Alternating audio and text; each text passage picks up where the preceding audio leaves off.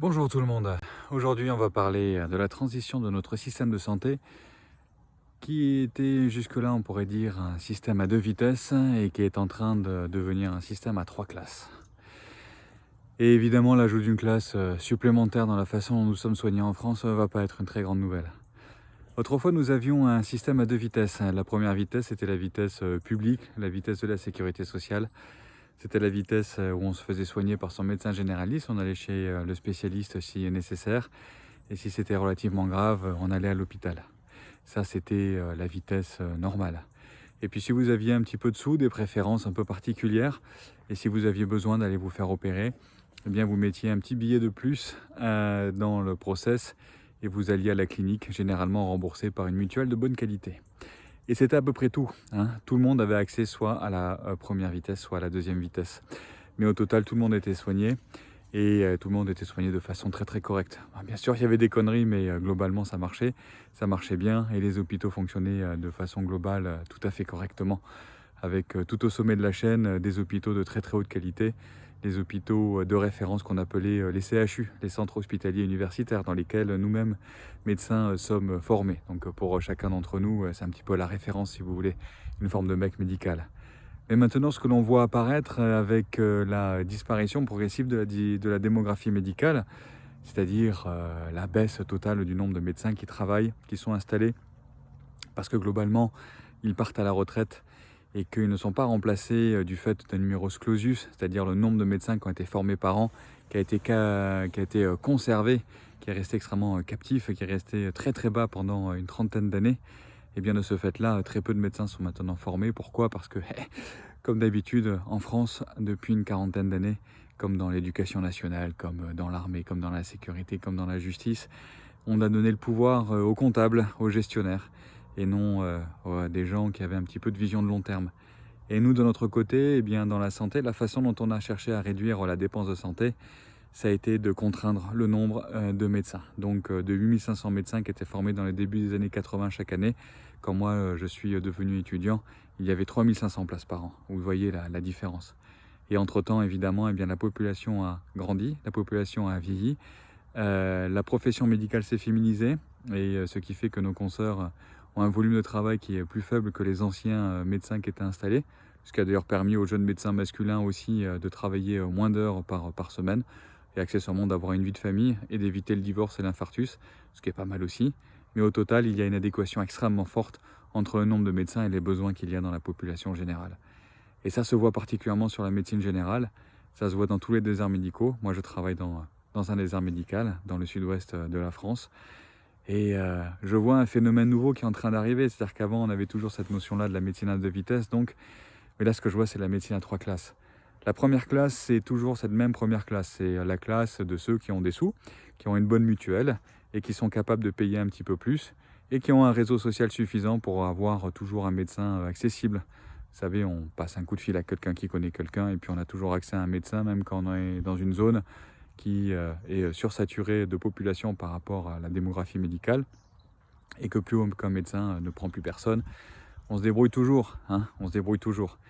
Et puis, s'il le faut, et bien donc, s'il y a quelque chose de grave, ben, on n'ira pas à l'hôpital, parce que l'hôpital, comme vous le savez, vous le voyez tout le temps, ça se casse la gueule, ça souffre.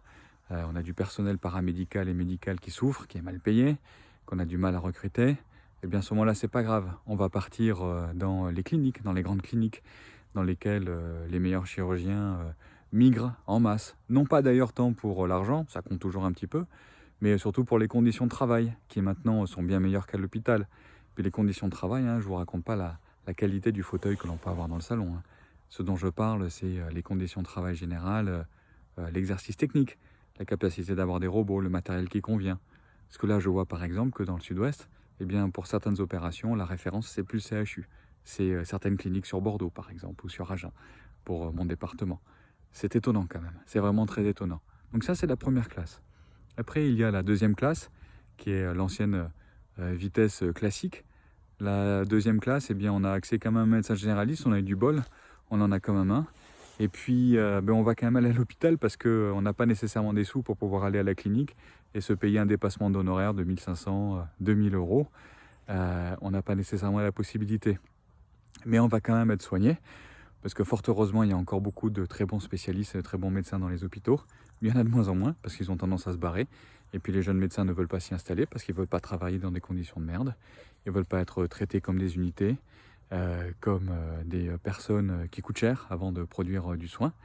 Donc les hôpitaux ont de plus en plus du mal à recruter et à conserver, à retenir les meilleurs éléments.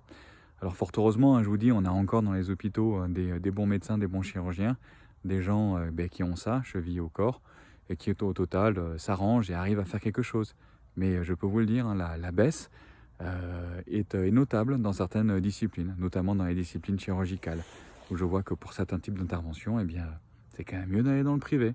Il y aura des meilleures machines, il y aura un meilleur plateau technique, il y aura un bloc opératoire qui sera dans un meilleur état. Alors c'est évidemment pas le cas dans tous les hôpitaux, je le répète. Moi, pour un certain nombre d'interventions, je travaille exclusivement avec des chirurgiens du public, parce que ça travaille suffisamment. Mais je sais que pour 2-3 petites choses, je vais plutôt aller vers le privé, parce que je veux pouvoir offrir à mes patients la meilleure qualité possible. Et puis s'ils ne le peuvent pas, on s'arrange, on essaie de trouver des solutions qui fonctionnent. Et puis maintenant, il y a l'arrivée d'une 3e classe. Puis c'est comme autrefois dans la SNCF, la 3e classe en médecine, ça ne va pas vous plaire.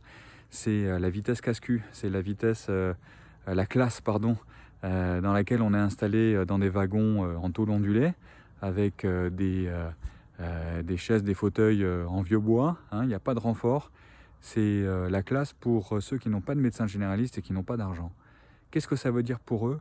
Ce qu'il est prévu, parce que maintenant ça va fonctionner comme cela, même si ce n'est pas le dit, c'est pas officiel, mais de façon fatale, ça va se passer comme ça. Si vous n'avez pas de médecin généraliste et que vous arrivez à un certain âge, l'âge auquel on commence à avoir besoin de temps en temps dire bonjour à son médecin, je dirais en gros entre 40 et 50 ans, pour faire un check-up, contrôler la tension, contrôler la glycémie, un petit pépin, une douleur ici, une perte de poids là, enfin les premiers signes d'une pathologie qui peut se développer, qui peut devenir emmerdante. Tout l'intérêt d'aller voir son médecin, c'est de dépister les choses et de les prendre en charge. Et si vous n'avez pas de médecin généraliste, vous n'allez pas le faire. Et puis vous allez laisser la situation pourrir. Et puis jusque-là, il y avait toujours la solution d'aller aux urgences, même si les urgences, comme vous le savez, sont sursaturées. Accessoirement, quand même, cet été, au CHU de Bordeaux, c'est-à-dire là où moi j'ai fait mes études, les urgences du grand hôpital de Pellegrin, c'est-à-dire l'hôpital qui est à côté de la fac de médecine, étaient fermées, ont dû fermer parce qu'il n'y avait plus assez de médecins. Moi, ça m'a marqué en profondeur. Je fais cette vidéo 2-3 mois après les événements, le temps de digérer tout ça, mais c'est complètement hallucinant de se dire que les urgences d'un hôpital aussi important que celui-là aient dû fermer. Pour moi, le CHU de Bordeaux, Pellegrin, c'est là où j'ai fait mes études, c'est là où je suis devenu médecin. C'est la référence. Et quand vous avez le sommet de la pyramide qui se casse la gueule, même si ce n'est que de façon partielle, la seule idée que ça puisse arriver, pour moi, c'est quelque chose de très très étonnant. Toujours est-il que ce que l'on voit, c'est que dans le cadre du problème de recrutement des médecins dans les urgences, vous avez de plus en plus de services d'urgence qui vont mettre du filtre à l'entrée, c'est-à-dire qu'on va avoir des entrées qu'on appelle régulées.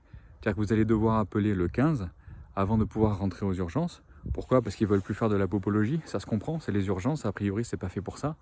Si ce n'est que pour une certaine population, c'était le point d'accès, le seul point d'accès à la santé. Et ça va le devenir de plus en plus.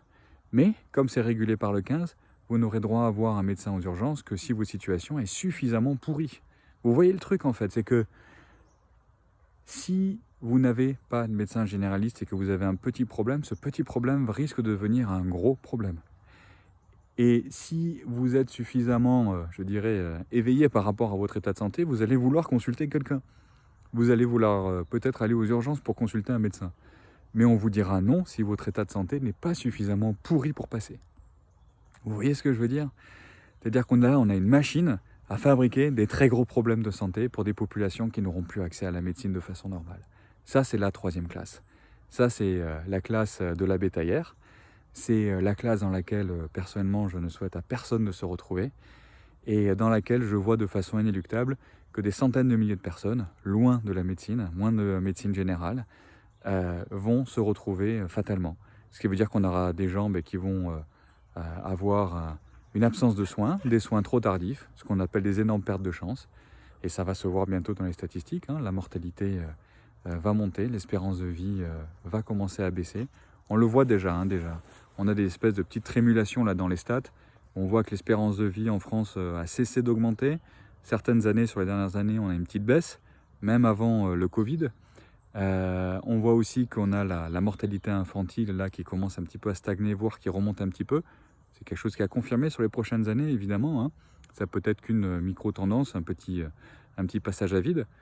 Mais si c'est le cas, ce qui serait logique par rapport à ce qui est en train de se passer dans le système de santé, eh bien, si vous faites partie de la 3e classe, et je vais le dire de façon très très directe, si vous êtes pauvre, si vous n'avez pas de réseau social pour vous protéger, sachez que vous allez être de plus en plus mal soigné et qu'il va devenir absolument vital que vous investissiez sur votre santé. Évidemment, vous allez me dire, vous n'avez pas d'argent peut-être, mais vous avez du temps, vous avez probablement du temps. Et je vous le dis, passez du temps à prendre en charge votre nutrition, votre activité physique et toute chose qui va faire que vous n'allez pas tomber malade ou que vous allez moins tomber malade va devenir quelque chose d'absolument fondamental. Je sais que pour beaucoup, s'occuper de sa santé, c'est une forme de luxe. Je vous le dis, si vous êtes pauvre, si vous allez devenir pauvre, si vous risquez de devenir pauvre, ça ne va pas être du luxe. Ça va être quelque chose de fondamental à votre survie. Et je ne vois pas cette tendance se retourner avant au moins 10 ou 15 ans, avant qu'il y ait un grand nombre de médecins qui arrivent, à moins que l'arrivée de l'intelligence artificielle fasse qu'on puisse mettre des espèces de cabines de consultation automatique pour au moins absorber une partie de la consultation qui n'est pas faite. Mais personnellement, je vois comment notre société est en train de s'organiser. Les tendances, quand même, globalement, sont pas très très bonnes. Donc, je vous le dis, si vous vous sentez un petit peu fragile au niveau de la finance et au niveau de la santé, passez du temps pour vous former, pour améliorer votre hygiène de vie, parce que ça va être absolument indispensable.